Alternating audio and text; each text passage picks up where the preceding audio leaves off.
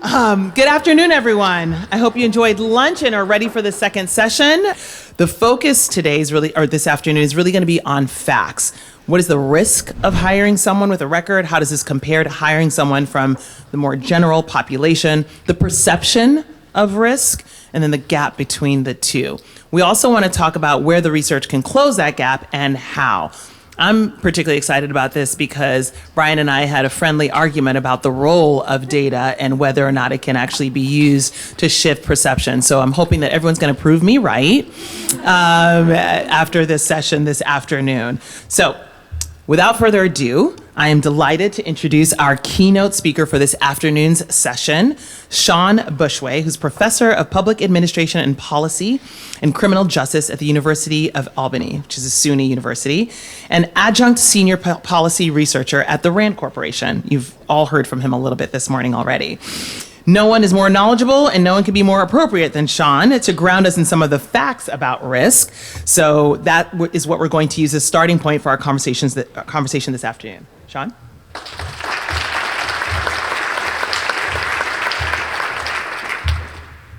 So I've been doing research on this topic since my dissertation in 1996.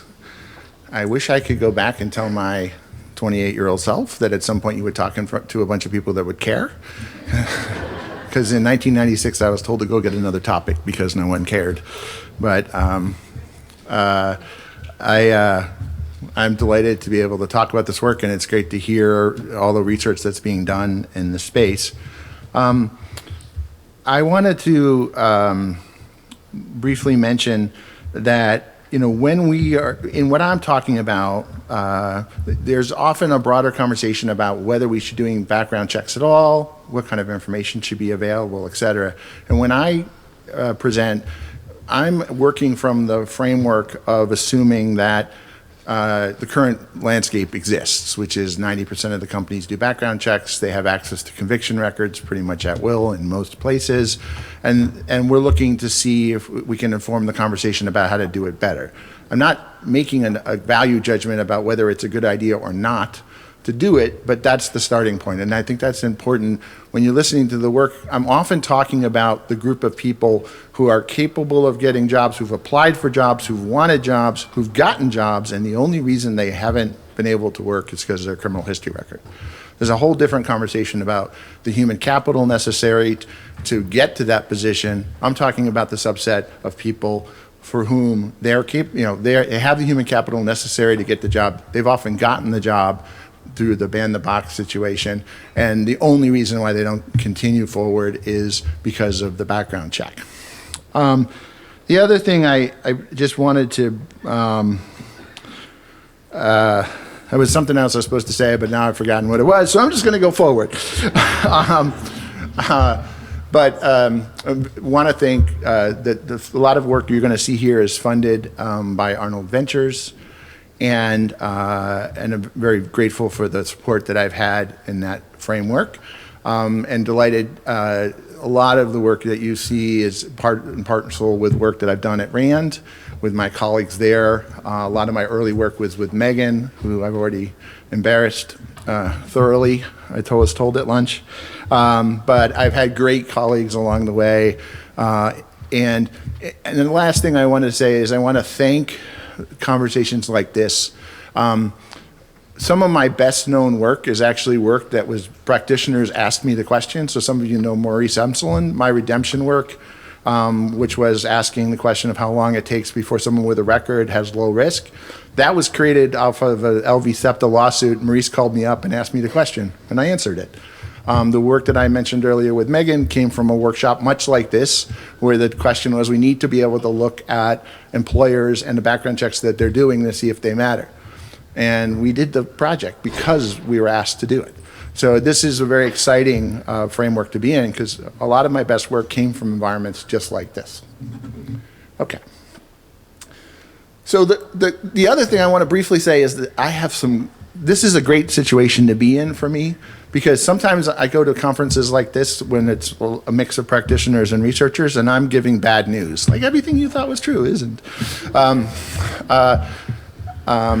But in this case, I've got good news. because a lot of the facts are actually on the side of hiring people with records in a way that I think people don't deeply understand. So I get to be the bearer of good news, which is great. So I pressed the button the wrong way, apparently. There you go. Okay, so we're starting from a point where there's a disconnect, right? We have a situation where we know there's a lot of employers that need workers. We know that people need convictions need jobs, and I think there's a lot of myths that are keeping people apart. The facts don't support this disconnect. And so with due credit to Jeff Korzenik and his triple win language, Jeff has taught me a lot about how to say interesting things in an interesting way. There's really an opportunity here. Employers are going to get the jobs the workers they need, employees are going to get the jobs they need, and we as a society are going to benefit because it's going to be both more fair and more safe because people are going to be able to work. So this is kind of a neat opportunity. It doesn't happen that often that you could potentially have this situation. So the question is, how does that work? And so that's what I'm going to talk about today. So the first thing I'm going to start with is talking about the situation we have right now where there's a lot of people with records looking for work. And it's actually a large part of the labor pool. And that's important to start with because it's also important to recognize that people change. And you can actually, one of the problems is there's kind of a myth that people don't change, and they do. And once you recognize that people change, you can actually look for how to notice and capture that change when it occurs. And so how can you actually notice when people have changed? And so this is the outline for the talk today. So where we start is research that I did with Rand colleagues that said, look, if you look at the NLSY, which we heard about discussions earlier, and you look at the population of people looking for work, how many of them have a record? By the way, this came from Arnold Ventures. Amy Solomon had this question when she was still in Arnold Ventures and asked me it, and I said, let's see if I can answer it. And it turns out almost 50% of the men who are actively looking for work in around 2018 during a fairly tight labor market had a criminal conviction as an adult. I'm not talking about convictions as juveniles, I'm talking about convictions as an adult. That's a lot, right? About 30%, 25% of all men have a record, but the pool of people who are looking for work, it's a really concentrated story. And I have evidence that this actually isn't just some artifact from NLSY. I've worked with large companies that do background checks, and they do background checks after the hire is made, and 40% of their pool has a record. This is people that were hired, right? So this is very consistent with the idea. There's a lot of people looking for work who have records and for whom they could otherwise work if it wasn't for the record. And we have a situation, as I mentioned, where the EEOC says you're allowed to use criminal history records. Right? So how do we kind of think about that? Because if you're hiring, you are going to be dealing with people with records. And a lot of people with records do, in fact, get work, but this is a reality for everyone, particularly in a relatively tight labor market. Okay. So a lot of this is based on sort of folk logic, right? So past behavior is the best predictor of future behavior, right? I don't know, my dad used to say that when he said he couldn't trust me because I did something bad last week. And I think it's true, but I think it's an important question in this because which past behavior? The past behavior that was 10 years ago or the past behavior that was last week? And this is a really important conversation because oftentimes in the context of background checks, the past behavior is 5 years ago, 10 years ago. And yet it's not the only past behavior that's relevant, right? Maybe you had a job. Maybe you did employment training, right? You have a lot of things. And so the situation that always sort of throws me is when people have hired someone, they've worked for them for 3 years, and then they get promoted, and they have a background check, and they get fired. Because past behavior is the best predictor of future behavior, and the person that was working for you is not the same person that got convicted 10 years ago.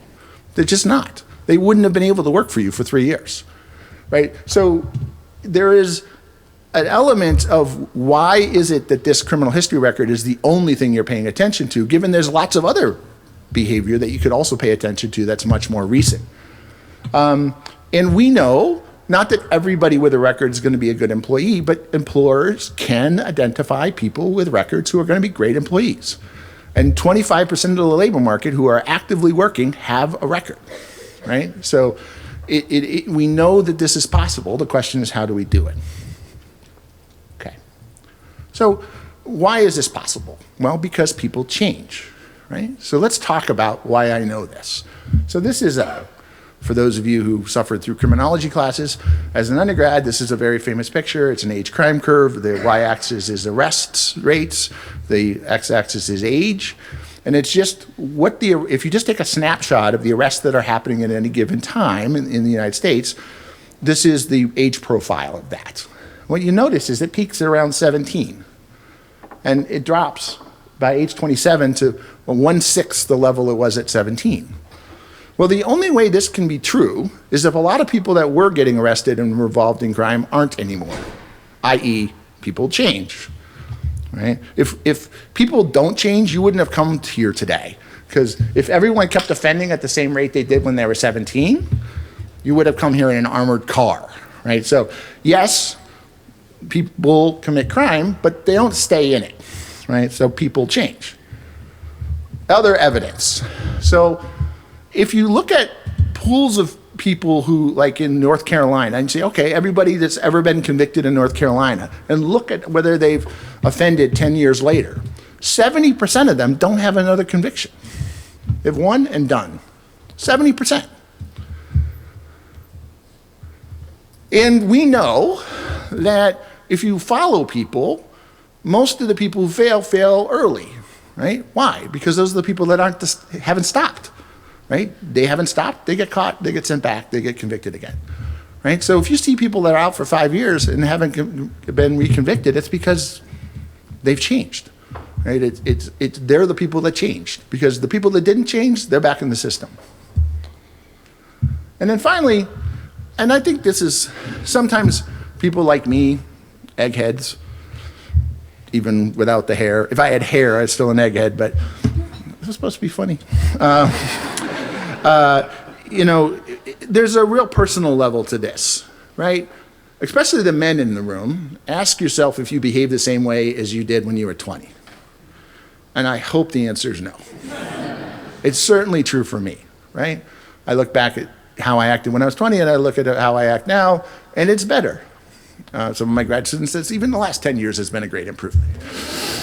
So I think that there's a fundamental reality that we all know in our regular lives. Our children grow up, we grow up, and somehow that that process gets arrested if you get involved in the criminal justice system doesn't make a lot of sense because it's counterintuitive.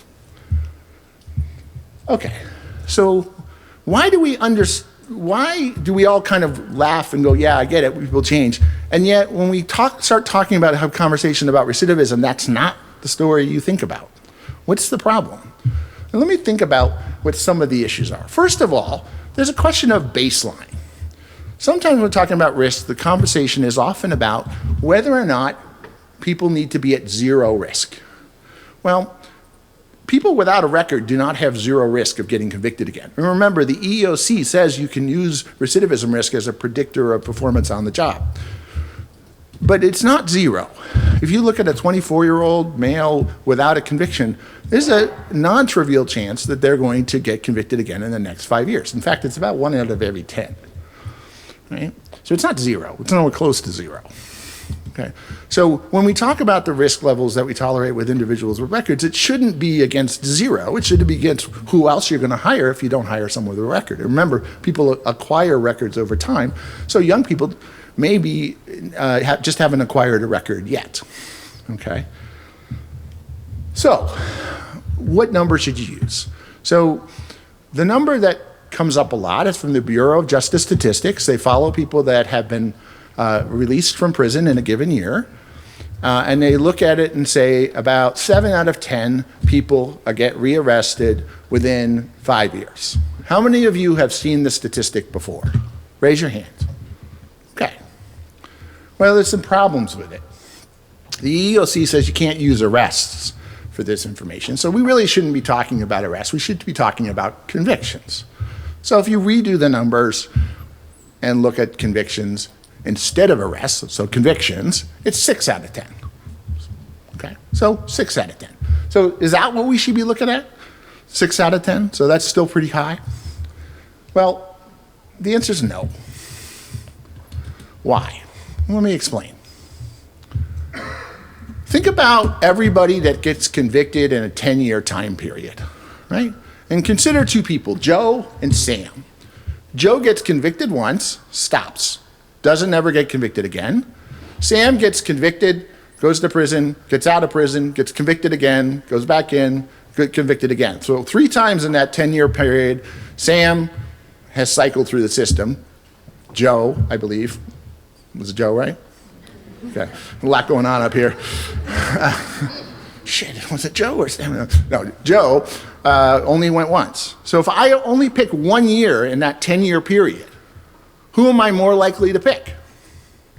Sam. Sam has a 3 times higher chance of being in the pool that I'm studying than Joe, even though both Joe and Sam are equally convicted. In other words, when you take a sample of people who have been released in a given year, you dramatically oversample the people who keep getting rearrested or reconvicted or reincarcerated, which is part of the story. But one of the facts of criminology is that a small percentage of the people are responsible for the vast majority of arrests and convictions. The number is usually like 5% of the people who get arrested account for 50% of the arrests. Well, guess what? When you use a recidivism pool like this, you're overcounting those folks. So that's not the right number. And so we did it in North Carolina. We found 4.5 out of 10. So not quite half, but getting there. So if you look at the people being released in any given year, then it's 4.5 out of 10 will get reconvicted in 5 years. But even that's not really the issue, right? If you're talking about the pool of people with records, thankfully, even with mass incarceration, the proportion of that overall group that has a prison spell is actually quite small. So let's look at everybody that's been convicted, which includes the pool of people who've been incarcerated, okay? And the answer is 3 out of 10. Now, of course, we're just looking at a group of people the day they walk out of prison or have been convicted and saying, oh, what do we know about them? I said, okay, well, do we know anything else? Have they done anything else? Remember I said past behavior, is there anything else that they've done? And the answer is, yeah, well, what if we know about their programs they completed or other things they've done, okay? And if you do that and you look at people who have completed programs or signaled that they've changed, we know over and over again that the people who graduate have lower recidivism rates than people who don't. And typically the number, when you look at graduation rates from programming, is about 1 out of 10. Sound familiar? Right? Now let's remind you why it sounds familiar.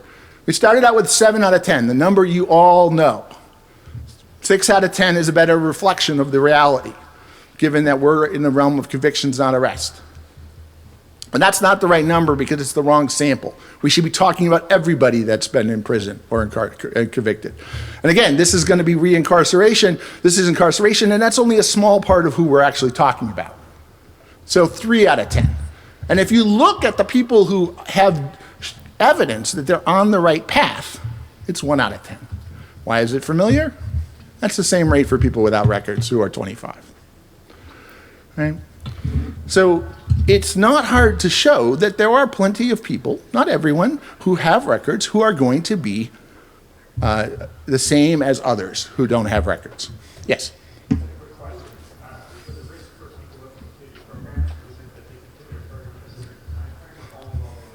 So obviously I'm hand waving a little bit in the sense that, but this is, if you look at, there are a lot of people in the room that know this, if you look at people that have participated in programming while in prison, that's often a fairly common number that you'll see, and for outside of prison as well. So I actually, it's conservative to say 1 out of 10, it's probably lower for people that are on, say, probation or something.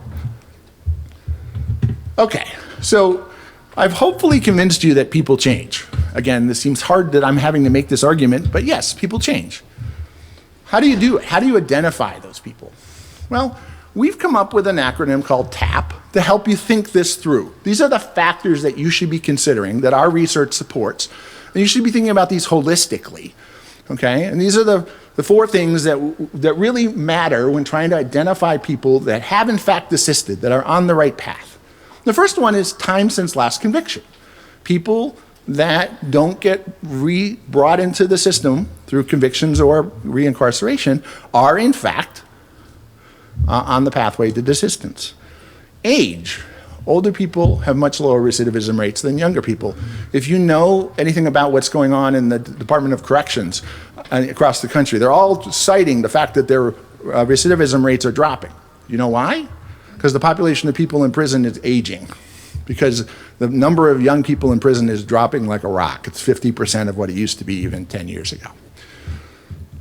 And so people who are older do not recidivate at the same rate. Prior convictions. This is really important. In any risk prediction model, the number of priors is the single biggest factor of predicting risk. How many prior convictions do you have? And then finally, last, P for programs. Are you, by your actions, demonstrating that you are on a different path? Okay? And that's, for those of you who know the ROR measure, risk needs, RNR, sorry, risk needs responsivity model for criminal justice, this is called dynamic risk assessment. People, the dynamic is just, did you complete programs? What are you doing now? Okay. So, I don't know if anybody noticed while I was going through that list that there's no crime type. And this is where usually people think I'm crazy, and I've been kicked out of at least one room. But this is a fact that any criminologist that's sitting at your table will tell you, which is that once you control for age and number of priors, type of crime is not predictive of future behavior. It just isn't. This is not a Shawn Bushway theory, this is just the evidence. And the reason is that people who are involved in criminal activity do not specialize. They don't say, well, I'm only violent, so if there's an opportunity to steal something, I'm not going to do that today. That's not how it works, right? And so if you think about specialist as a 10, as a 1, and a generalist as a 0, it's about 0.17, right? So I'm not saying, so remember, the EEOC says you should look at crime type. The EEOC says you should also look at recidivism risk. Guess what? Crime type doesn't predict much of anything when it comes to recidivism.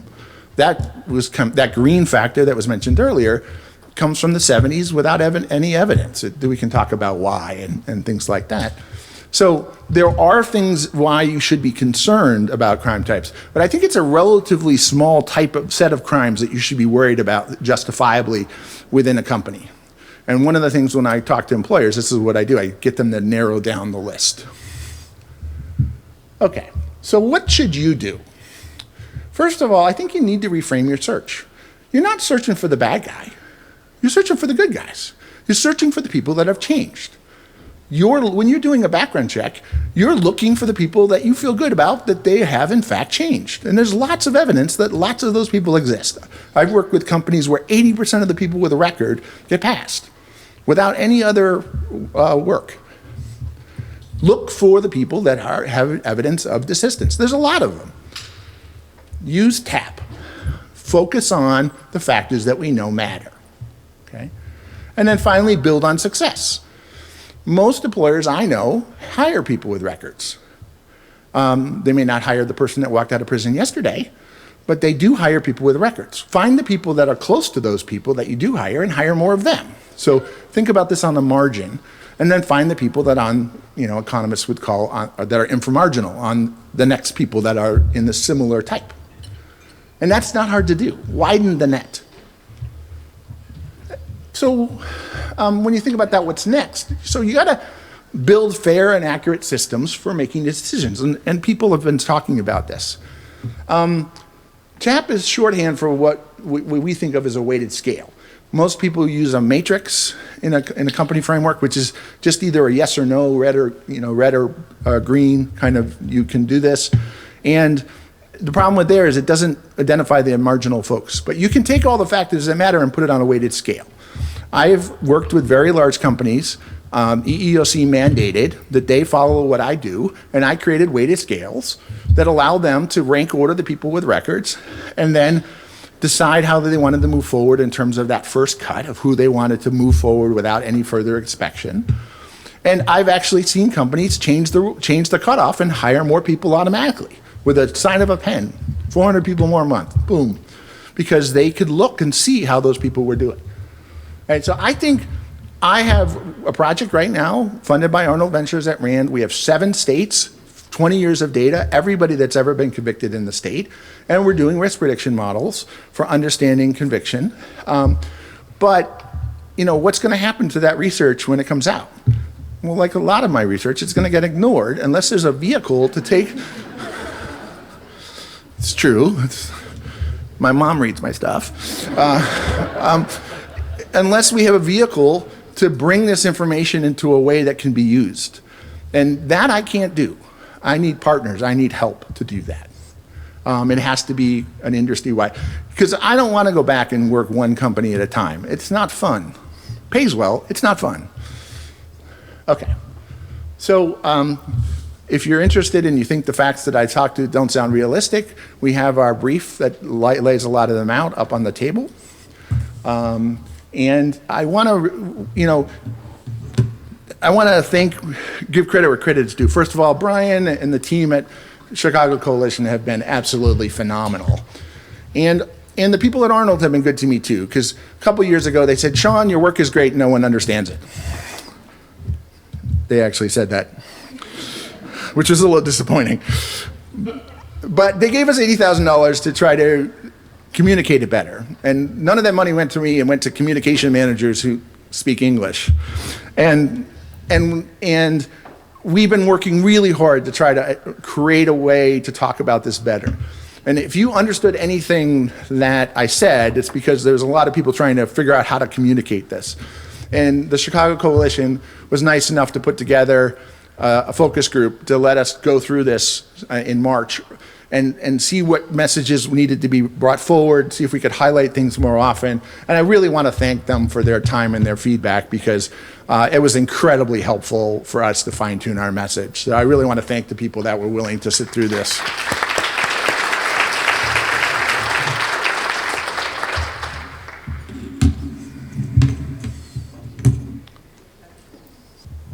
What are the 7 states? Because I want to know if you're in mine. Virginia. I didn't quite hear you. Said you had data from 20 years worth of data from 7 states. I was very curious to know if my state, and probably other people are curious about their states. It's not a secret. It's just that I was working on memorizing my talk, and I'm getting old. I cannot remember. I think Virginia's in there, but I'm not 100% sure. That was a great question. How old are you, Shawn? I'm just wondering, so you talk about the weighted scales. I've spoken to some employers who talk about also taking some other steps once a positive query comes back. And I'm wondering if you and your team have thought about the combination of these weighted scales with some of these other approaches, such as say, for example, positive query comes back and you have a meeting with the person to essentially have an investigation or a deeper dive as to their background and how they can be supported. Okay, so it's hard to know. In my world, there's a fairly established process for how this works, partly because I've done a lot of work in New York. And New York was the first state that mandated how this should work back in the 70s. And the way it works is that you have the first decision that can be made on criminal history records, and then you have to send out a letter saying we might be not hiring you, but you have a chance to provide more information as part of an individualized assessment. And that was mandated back in the 70s. It's now state law in, I believe, Indiana and California and possibly Illinois. And that model is exactly what you just described. You do a quick check on the criminal history record, you hire a lot of people, but then as a subset that you ask for more information from. And that is in fact the model that the EEOC recommended in 2012. That's exactly what they said you should be doing. And when I work with large companies who are being mandated by the EOC to talk to eggheads like myself, that's exactly what they do. The problems that come up is there's not a lot of understanding that that's the process. There's not a lot of understanding that there's a way that the language of that letter comes out. It sounds like a rejection letter, and it's not. It's really an invitation. So there are people here, I know Steph is doing this, we're trying to write the letter so it makes it's less like, we're about to get rid of you, and more like, hey, is there a chance to provide more information? And do that in a reasonable way. I know there's folks at Cornell trying to make it easier using software. There's really a misunderstanding. I come to some conferences like this and I hear people talk about it, and there's not a lot of understanding what that process is. It's completely separate from the hiring manager that hired you. The hiring manager don't even know you're in this process. In other words, this is not being done by the hiring manager. So it's completely separate. If the hiring manager wanted to hire you, they don't know this is happening in large part. And so I think that is the process that's currently occurring. I don't think there's a lot of in a lot of places. I think that machinery is not well oiled. I think if you talk to the folks that are on the ground trying to make this work, there's a lot of misunderstandings about this. The advocacy community doesn't completely understand it. In places like New York, where it's been around for a while, they do understand it, and it works quite well, for example, in the Department of Health, but that's not widely understood. So I think there's real opportunities here to think about how to do this. One of the concerns employers have is the information's not valid or credible necessarily. How do you allow employees to bring forward valid information in this case? How do you avoid making it really onerous on the part of a person that they constantly have to compile all this information? And I have some ideas about how to do that, but I think that there really needs to be a lot of attention put on streamlining that process, making it more clearly understood for everyone, and figuring out what they should be looking at. Thanks, Paul, or Shawn, because I don't know why I said Paul. I'm so sorry. Shawn. I look like a Paul. I know. Thank you so much.